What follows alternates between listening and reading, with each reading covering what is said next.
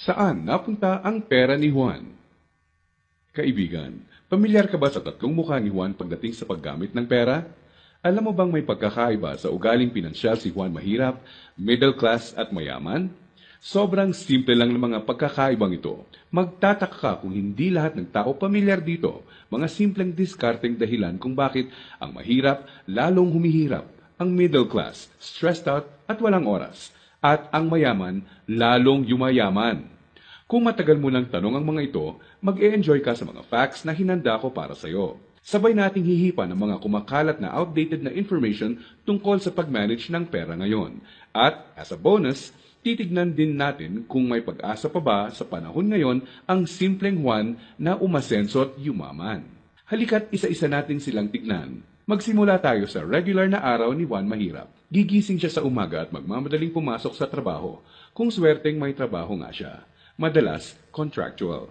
Minimum wage. Minsan, less than minimum pa. Masipag at matyaga naman siya. Pagtitiisa ng traffic at ang sumpong ng boss na masungit. At pagkatapos magbanat ng buto buong araw, uuwi ng pagod. Magpapahinga para ulitin lahat ito kinabukasan. Gagawin niya ito ng araw-araw para sa kapos-saktong sweldo. Tama ka, di na ito bagong istorya. Ano nga ba ang diskarte ni Juan Mahirap pagdating sa pera? Bago ang pag-iipon para sa pangkabuhayan, madalas nauuna ang Jollibee dito, sini doon, at ang silent killer ng bulsa. Bili ng kung ano-ano, kung saan-saan, kahit di kailangan. Mga abubot. Bakit? Kasi may sale, surplus, ukay-ukay, at tiyanggihan. Minsan lang at mura lang naman. Ang kadalasang mga dahilan, bibili kahit di naman kailangan. Ang resulta, wala pang 15 o 30, ubos na ang pera, kaya uutang na lang. Gusto naman magbago ng buhay ng mahirap na Juan, pero magpapaulit-ulit ang kalagayan niya hanggat di niya nakikitang patong-patong na gastos ang bigay ng abubot niya, na pag naipon, pwede nang puhunan sa negosyo. Pero hindi masamang tao ang mahirap na Juan. Gaya ng sinabi ko, mukha lang ng diskarte sa pera to. Marami sa atin ang dumaan din sa mentality ng mahirap na Juan, di niya ito kasalanan. Maaaring misinformed lang. Paano nga naman bukod sa di lahat nakapagtatapos ng pag-aaral, di naman tinuturo ang pinansyal na kaalaman sa eskwelahan. Madalas, ang ugali sa paghawak ng pera ay ang ugaling namamana lang. So, saan napunta ang pera ni Juan Mahirap? Dito na papasok ang tinatawag nating 1. Income at expense, at 2. Assets at liabilities. Huwag kang mag-alala, hindi economics class ng pinasok mo. Simple lang to. So ano nga ba ang praktikal na kahulugan ng income at expense at assets at liabilities? Unahin natin ang income. Ito ang perang pumapasok sa iyo. In short, income equals kita. Kapag lumabas naman ang pera, tinatawag natin tong expense. Sa madaling salita, expense equals gastos. Ngayon, ano naman ang assets at liabilities? Asset ang isang bagay kung binibigyan ka nito ng income o kita. At liability naman kung expense o gastos ang binibigay nito. Balik sa tanong, saan napunta ang pera ni Juan Mahirap? Ang maikling sagot, madalas mas maraming expense o gastos kesa income o kita ang mahirap na Juan. Maaring sa sahod o maliit na extra lang siya umaasa para sa income, samantalang kaliwat kanan naman ang pinanggagalingan ng expense. Naloko na. May pag-asa pa ba ang mahirap na Juan? Malalaman natin yan mamaya. Ngayon, tignan muna natin ang behind-the-scenes kwento ni Juan Middle Class. Sa unang tingin, okay na okay ang lagay ng middle class na Juan. Ang totoo niyan, malaki ang tsansang mapagkamalan mo siyang mayaman. May bahay, may kotse, at nakikita mo silang nagbabakasyon minsan. At kung may bagong labas na gadget, mag-a-upgrade ang middle class na Juan. Pero ang di alam ng karamihan, marami dito ay promo, hulugan, o utang sa credit card na buwan-buwan sa sweldo nakakaltas. So, saan napupunta ang pera ni Juan Middle Class? Ang maikling sagot, mas madaming liabilities, nagbibigay gastos kesa sa assets, ang binibili ng middle class na Juan. Imbes na investments na gagawa ng income, nauuna sa listahan niya ang paggagamitan ng pera, ang upgraded na lifestyle. Gusto niya ang convenience at quality sa buhay. Tingnan nating halimbawa to. Kung traditional economics ang pagbabasehan, ang kotse at bahay ay madalas na sinasabing assets. Sa praktikal na buhay ni Juan, masasabi nating outdated na ang pananaw na to. Sa definisyon natin ng asset, ang isang bagay ay asset kung gumagawa ito ng income. Pero madalas, pagka down payment mo ng kotse, bahay o alahas, money out agad. Sa mga susunod na buwan, may babayaran ka ulit at huwag mong kakalimutan andyan pa ang insurance at tax. Money out nga naman, liabilities.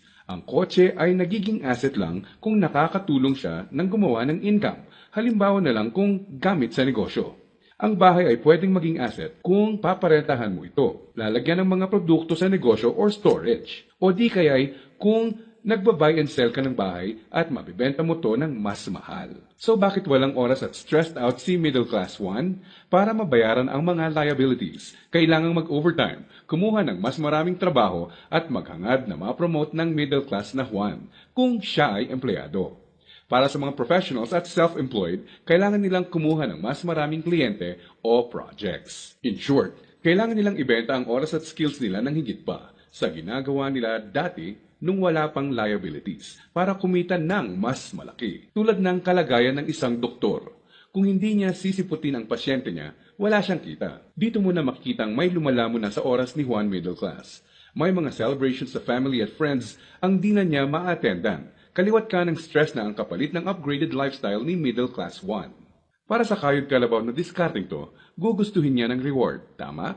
Kaya mas madalas na siyang mag-taxi, kahit pwede namang mag-jeep. Starbucks coffee na. Dati okay na ang 3-in-1. Sa restaurant na mas madalas kakain, kahit pwede namang sa bahay. Ilang halimbawa lang ito. Sa oras na maisip ni Juan Middle Class na magnegosyo, ang kita niyang pangpupuhunan sana, pambayad sa liabilities na pupunta. Kung tatanungin mo siya kung anong gusto niyang baguhin, madalas sasabihin niyang ibalik sa kanya ang oras niya. Mabait si Juan Middle Class. Gusto niya ng maganda at komportableng buhay para sa pamilya niya. Magaling din siya sa trabaho o sa propesyon niya. Sa kasamaang palad, pagdating sa pinansyal na mindset, may outdated advice at information siyang dala. Ang dating akala niyang assets ay liabilities na pala. May pag-asa pa ba si Juan Middle Class? Malalaman natin yan ilang sandali lang. Ngayon, tignan muna natin ang sikreto ni Juan Mayaman. Alam mo ba na madaming Juan Mayaman ang mga self-made? Ibig sabihin, bunga mismo ng sariling pagod, sakripisyo at tiyaga ang tinatamasa nilang tagumpay. Simple lang kung susumahin mo ang lifestyle niya, may time and financial freedom. Maluwag ang buhay kung may kailangan. Choice sila kung ano ang sasakyan nila, saan sila titira, sino ang makakasama at makakatrabaho nila, kailan at saan sila magbabakasyon, at iba pa. In reality, mas madami din silang tsansang makatulong sa kapwa, gaya ng pagdodonate sa charity at pagsali sa outreach programs. Balik tayo sa tanong, saan napunta ang pera ni Juan Mayaman? Kapag may perang hawak si Juan Mayaman, sa asset niya ito dinadala. At sa asset na ito ay kikita pa ng mas maraming pera para sa kanya.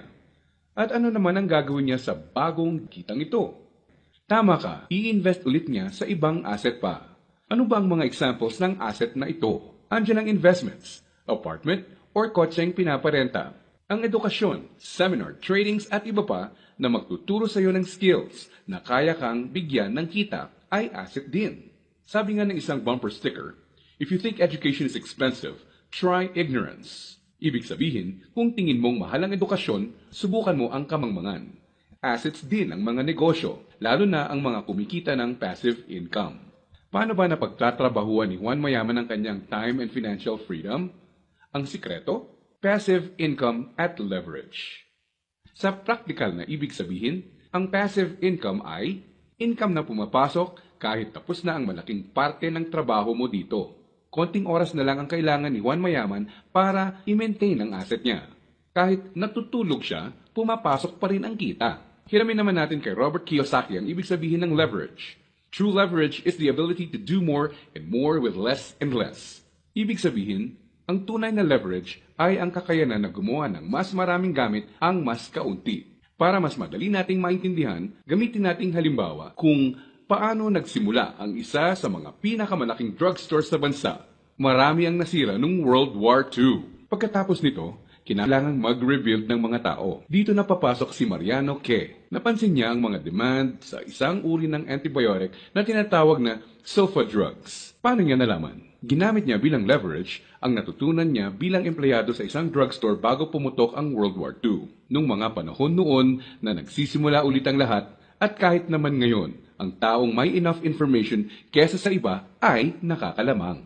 Gamit ang ₱100, bumili siya ng sulfathiazole tablets at kumita sa paglalako nito. Ginamit niya mga unang kita niya para bumili ulit ng mga tableta na ilalako. Hindi niya ginastos sa liabilities at abubot ang mga sumunod na kita. Nag-ipon siya at gumawa ng kariton. Ginamit niya ito para makabenta ng mas marami pa. Naging asset at nagbigay ng leverage sa kanya ang kariton. Taong 1945, nakaipon siya ng sapat na pera para ipatayo ang una niyang drugstore. Pinangalanan niya itong Mercury Drug. Ngayon, kahit natutulog si Mariano, may humigit kumulang 900 na branches na at 11,000 na empleyado ang mga nagtatrabaho para sa kanya. Leverage. Dahil dito, pumapasok pa rin ang passive income sa kanya. Pwede mong gawin ang ginawa niya. Gamitin mo ang pera mo sa pagsisimula ng pagkakakitaan. Andyan lang sa tabi-tabi ang mga negosyong kayang magbigay ng passive income at leverage sa iyo. Gaya na lang ng experience ko. Di ko inakalang isang maliit na flyer lang na inabot sa akin sa mall ang magiging tulay para sa isang negosyong nagbibigay passive income at leverage sa akin. Naging ugali ko na i-prioritize sa mga pagkuha ng assets bago liabilities. Ano ang konklusyon natin ngayon na magpapayaman sa iyo? Intindihin mo to, hindi lang ang pagkakaroon ng pera ang nagpapayaman sa tao. Para hindi ka matulad sa 70% ng lotto winners na lalong nagiging mahirap dahil sa maling diskarte sa pera. Dapat, alam mo kung paano at saan gagamitin ang pera pag nagkaroon ka nito. Dahil sa internet, mas madali nang maghanap ng negosyong simulan sa maliit na capital at pwedeng palaguin para bigyan ka ng passive income at leverage. Ang importante, kailangan mo silang hanapin. Kailangan mong maging open para tumingin-tingin at kumuha ng idea at pag nakakita ka, pag-aralan at i-research mo to. Nandyan lang sila. Kailangan mo lang bigyan ng chance ang sarili mo na maging in the know. Ibig sabihin, kapag andyan na ang pagkakataon sa harap mo, alam mong di mo dapat palagpasin to. At sa pagkakakitaang papasukin mo, ipunin mo lang ang income mo. Gamitin mo to para palaguin pa ang assets mo hanggang ang kita ng assets at negosyo mo kahit di mo na directly pinatatakbo ay nagbabayad ng bakasyon, gadgets, kotse at bahay ng pamilya mo. Gaya ng mga self-made na Juan Mayaman, kaya mo itong simulan.